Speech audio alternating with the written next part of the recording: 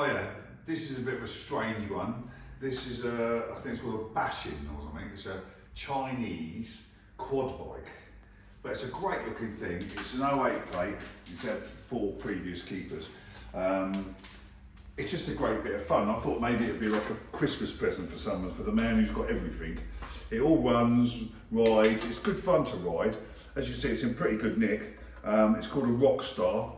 I think it's a 250. I'm not sure, but it's just great. Obviously, it's like a Japanese copy, a Chinese copy of a Japanese bike, but it's priced so cheap at $7,995. No, it's not. It's $795. It's 800 quid. 800 quid. It's on the button. It's ready to go. There's a new fuel filter there. There's the battery cover. We can do delivery, but what a great Christmas present at $7,999. And also, can you please subscribe? We need another 70 people, and we are on the 1,000 thing, which means I'll get paid. Hopefully, about a penny a go, I suppose. But anyway, that's the bike. Get it bought. We do delivery. We take cards. So, thank you very much.